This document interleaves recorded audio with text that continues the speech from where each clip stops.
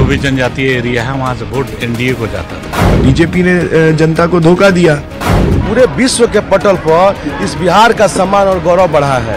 हम लोग तो उस पारस पत्थर की तरह हैं कि दूसरे को छू के सोना बना देते हैं। और जनता की ही राजनीति है और जनता से ही चलती है।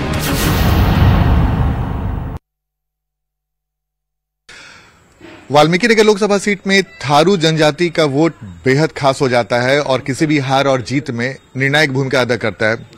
तो जाहिर सी बात है थारू जनजाति का मूड क्या है, क्या कुछ तस्वीर है, ये जानना बेहद दिलचस्प है। हमारे साथ इस वक्त थारू समाज के एक बड़े लीडर शैलेंद्र गढ़वाल जी मौजूद हैं। शैलेंद्र जी, आप थारू समाज के एक बड़े नेता माने जाते हैं और आपका काफी पहुंच भी है उस समाज में। इस बार इस चुनाव में थारू जनजाति की भूमिका क्या रहने वाली है? अभी तो हम लोग, जैसा मुझे लग रहा है, अभी निर्णायक भूमिका है। लेकिन अभी जैसे कि पहले होता था कि पूरी की पूरी मतलब जो भी जनजातीय एरिया है वहां से वोट एनडीए को जाता था, लेकिन इस बार उसमें थोड़ा सा सेन लगता हुआ दिख रहा है। तो वजह क्या लग रहा है आपको? वजह जो कैंडिडेट हैं उनकी नाकामी नजर आ रही है इसमें। मतलब वो लोग बढ़िया से लोगों को टच नहीं कर रहे हैं। लोग मतलब उसी तरफ रहने के लिए तैयार हैं, लेकिन उनको पूछा नहीं जा रहा है। मतलब बाकी लोग समझ रहे हैं कि वो लोग मजबूर हैं। तो यही मेन कारण है। अच्छा, तो एक वजह तो ये उम्मीदवार को लेकर है। ओवरऑल थारुओं को लेकर जो तस्वीर उभरती है कि भाई थारू जनजाति के लिए नीतीश कुमार ने भी काफी काम किया, एसटी में भी इन्हें शामिल किया गया, तो उसका असर अब थारू जनजाति पे कितना हुआ है? उसका असर कहीं ना कहीं घट रहा है। मतलब जहां तक ये है कि बीच में जैसे बाघ काटने वाला ये सीन हुआ था, तो हमारे यहाँ के कोई प्रतिनिधि ऐसे नहीं थे जो कि यहाँ की मूलभूत समस्या को उठा के उनके पास पहुंचाते हैं। सर, आज हमारा जो समाज कहीं ना कहीं अपनी बात कौन पहुंचाए प्रतिनिधित्व चाहता है। एक दिन खिला के आप जिंदगी भर किसी से कमा नहीं सकते हैं। अच्छा, एक बात ये बताइए, थारू जनजाति में जो परिस्थितियां पहले थी, आज से 10 साल, 15 साल, 20 साल पहले, अब कितना बदलाव देखते हैं आप? अब तो पहले के अपेक्षा बहुत ही ज्यादा बदलाव है। या पढ़ाई में या कहीं भी किसी भी इंडेक्स में देख लीजिए, बहुत ज्यादा बदलाव है। लेकिन फिर भी बहुत ही शांत जाति हम लोग हैं। लेकिन अगर मान लीजिए कि कोई आपको करता है तो कितनी बार आप वोट देके जिताएंगे? जिंदगी भर तो नहीं जिताएंगे। आज आगे आने वाले समय में कहीं ना कहीं तो इनको पूछना ही पड़ेगा कि सिर्फ इस्तेमाल ही करते जाएंगे। आज तक तो हम लोग इस्तेमाल ही हुए हैं। हम लोग तो उस पारस पत्थर की तरह हैं कि दूसरे को छू के सोना बना देते हैं, लेकिन खुद पत्थर की तरह वैसे ही पड़े रहते हैं।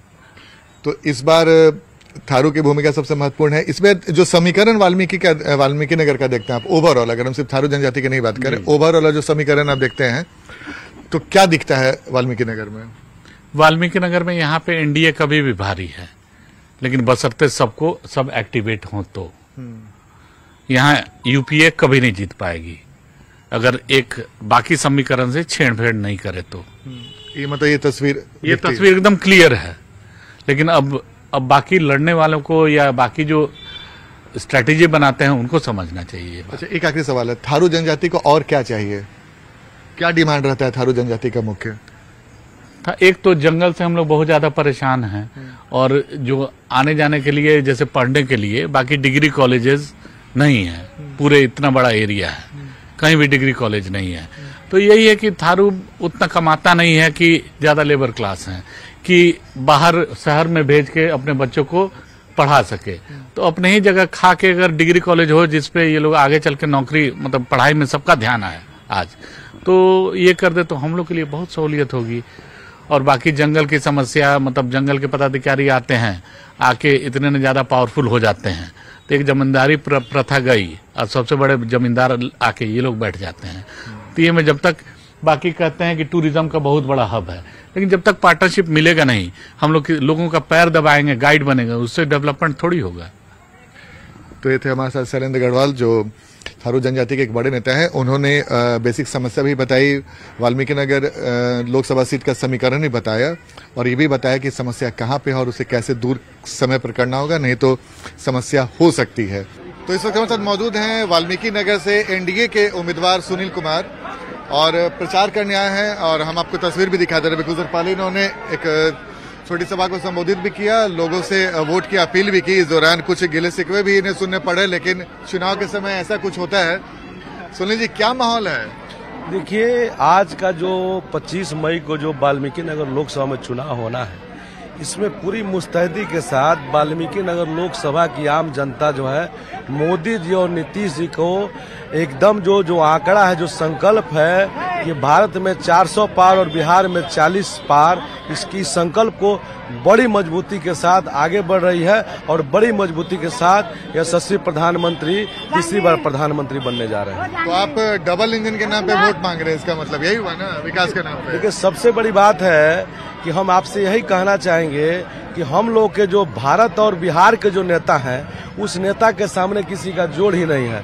और नरेंद्र मोदी जी जो हैं, वो 10 साल के कार्यकाल में इतना काम किए हैं, जनमूल की समस्याओं का निदान किए हैं, ऐसे ऐसे ऐतिहासिक कार्यों को निपटारा करने का काम किए हैं और कानून बनाने का काम किए हैं, जिससे कि समाज में और पूरे विश्व के पटल पर इस बिहार का सम्मान और गौरव बढ़ा है। ठीक है, लेकिन सुनील जी, कई बार जब चुनाव में जब आप प्रचार करने जाते हैं तो आपसे स्थानीय मुद्दे पे भी लोग आपसे अपनी बात रखते होंगे।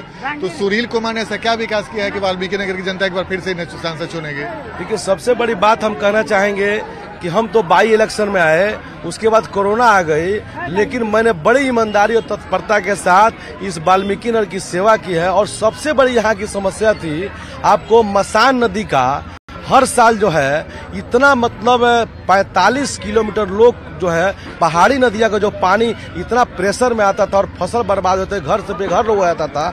आज उसमें मैंने लोकसभा में आवाज उठाई और उस कड़ी में, और मैं मेंबर भी था जल संसाधन में, और टीम आई और आज जो है 45 किलोमीटर गाइड बांध हरिहरपुर भर्ती कुट्टी से लेकर के तेलपुर देवराज तक, सिकरहाना तक, दोनों साइड से गाइड बांध बनने जा रही है, जिसकी स्वीकृति भी बिहार सरकार से हो गई है। और 216 करोड़ का काम मैंने इतने कम अल्प समय में किया है, जो चंपारण में बहुत ही अच्छे लोग खुश हैं कि यह काम हो जाता है तो लोगों को जान माल से लेकर के हर तरह के दिक्कतों से निजात मिल पाएगी। एक बात है ना कि एक तो ये काम हुआ, लेकिन वाल्मीकि नगर में कई और भी दूसरी समस्या हो गई, रोजगार की समस्या या फिर दूसरी समस्या। तो सुनील कुमार अपने काम से 4 साल से संतुष्ट है, जनता को संतुष्ट कर पाए?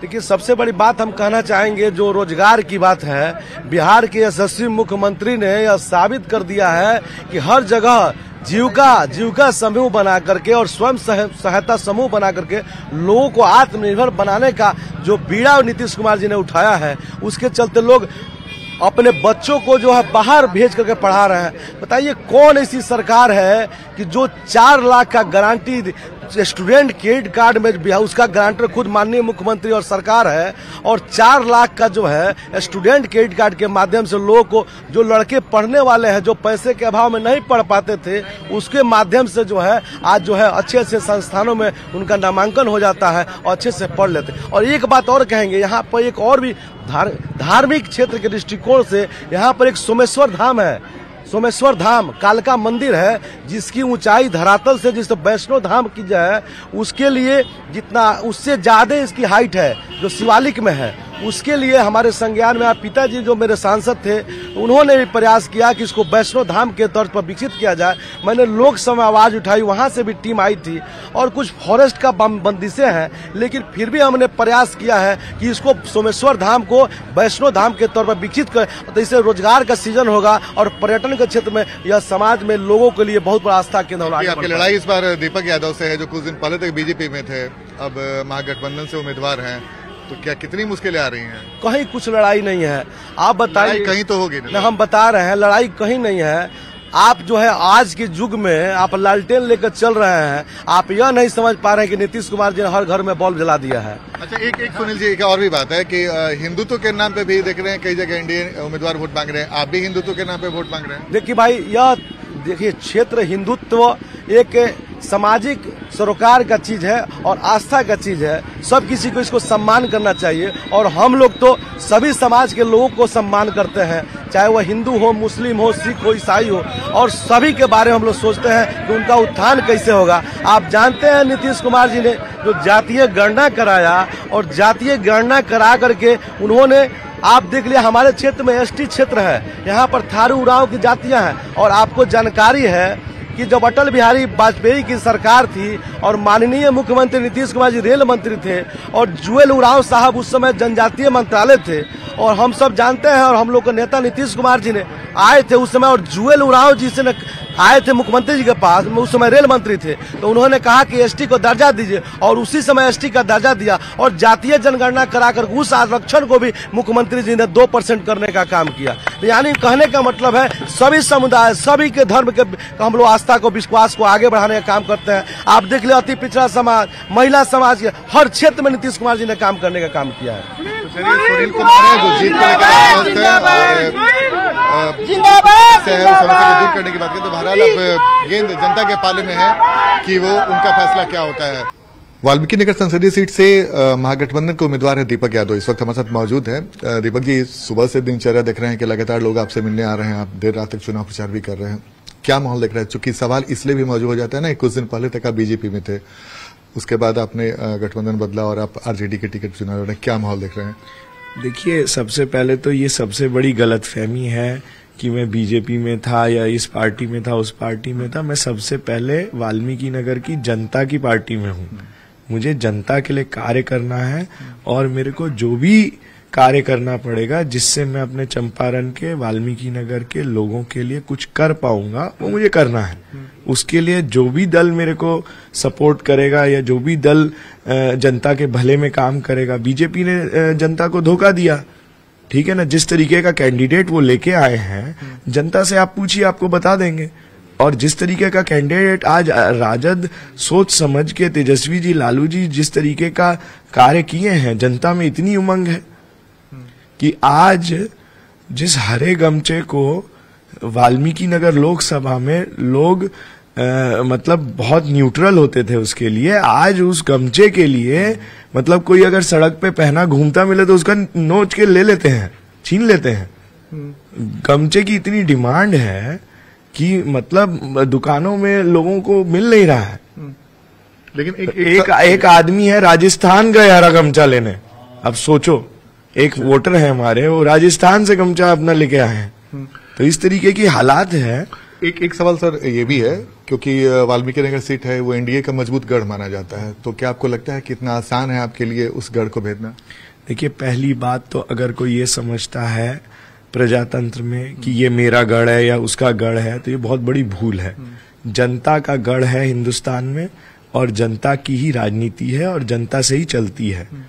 अगर कोई ये सोच रहा है कि ये किसी की प्राइवेट गढ़ है, तो वो तो जनता ना जवाब देगी। मैं कौन होता हूँ, ये तो जनता बताएगी कि किसका गढ़ है। दीपक जी, एक सवाल है कि मान लीजिए आपको वाल्मीकि नगर की जनता सांसद क्यों चुने, आप ऐसा क्या करने वाले हैं कि अगर आपको मौका मिलता है तो आप क्या कुछ ऐसा करने वाले हैं जो अब तक नहीं हुआ है? मैं कभी चाहता ही नहीं कि वाल्मीकि नगर की जनता किसी एक आदमी को सांसद चुने या मुझे चुने या किसी को चुने। मैं चाहता हूं कि जनता की, प्रजातंत्र की ताकत उनके हाथ में वापस जाए, और इस बार एक सांसद नहीं, 18 लाख से ऊपर जितना वोटर है उतना सांसद दिल्ली में बन के जाए। ये बहुत दिलचस्प जवाब है, लेकिन फिर भी एक प्रायोरिटी होता है ना कि भाई आप किस मुद्दे पे जा रहे हैं जनता से वोट मांगने के लिए। कोई तो मुद्दा होगा दीपक यादव का, या आरजेडी उम्मीदवार दीपक यादव, या महागठबंधन उम्मीदवार, या फिर इंडिया गठबंधन उम्मीदवार। जो मुद्दा है वो ये है कि जनता के जब ईवीएम पे या बूथ पे जाती है वोट डालने, तो सबसे पहले ये समझना है कि वोटर किस भावना से वो वोट डाल रहा है। तो मैं जहां भी जाता हूं लोग ये बोलते हैं कि भैया हम इतने सालों से वोट ये सोच के डालते हैं कि हमारे जीवन में कुछ परिवर्तन आएगा, कुछ बेहतर होगा, या हमारे जीवन में हमारे बच्चों का भविष्य कुछ अच्छा होगा। हमारी आस्था से हम वोट डालते हैं और हमेशा हमारे साथ ठगी होती है। तो इस ठगी को रोकना है। जो लोगों की भावना है, जिस भावना से लोग वोट डालते हैं, जिस भावना से अपने संविधान पे और अपने वोट के अधिकार को वो लोग, उनका अरमान करता है, उस अरमान को ऊपर उठा के लेके आना है कि जनता की फीलिंग, उसके ऊपर खरे उतरने की प्रयास किया जाए। और ये नहीं किया जाए कि हम वोट लेके ये समझ रहे हैं कि हमें विरासत में मिला है या हमारा हक है इस पे या हमारा गढ़ है, और जनता ठगा महसूस करे। इस सब को खत्म करके सबसे पहली चीज, जनता के बीच में हमेशा बने रहना है। दूसरी चीज, लोगों से झूठ नहीं बोलना है, ठीक है ना। तीसरी चीज, जब भी कोई कार्य पड़े लोगों को, तो सबका सम्मान करना है, ठीक है ना, और चौथी चीज काम करना है। ये 4 स्तंभों में हम राजद 2.0 लेके आए हैं और वो हमने मंच से 7 अप्रैल को अनाउंस किया।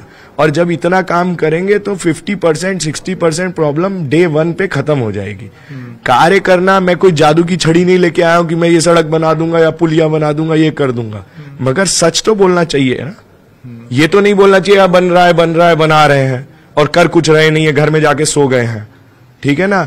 और कोई आ रहा है आपके घर में मिलने के लिए तो उसको अपने पीए से बोल रहे हैं भाग जाइए, अभी हमारे सांसद साहब मिलेंगे नहीं, ठीक है ना। ये तो नहीं करना चाहिए कि सबका सम्मान करना चाहिए, सबके बीच में बना रहना चाहिए और झूठ नहीं बोलना चाहिए। इतनी चीज से तो पहले दिन ही 4 जून को सब कुछ 50% प्रॉब्लम सॉल्व हो जाएगी। बिल्कुल। तो ये था हमारे साथ महागठबंधन के उम्मीदवार दीपक यादव।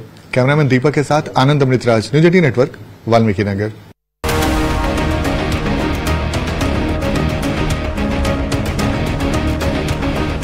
जो भी जनजातीय एरिया है वहां से वोट एनडीए को जाता था। बीजेपी ने जनता को धोखा दिया। पूरे विश्व के पटल पर इस बिहार का सम्मान और गौरव बढ़ा है। हम लोग तो उस पारस पत्थर की तरह हैं कि दूसरे को छू के सोना बना देते हैं। और जनता की ही राजनीति है और जनता से ही चलती है।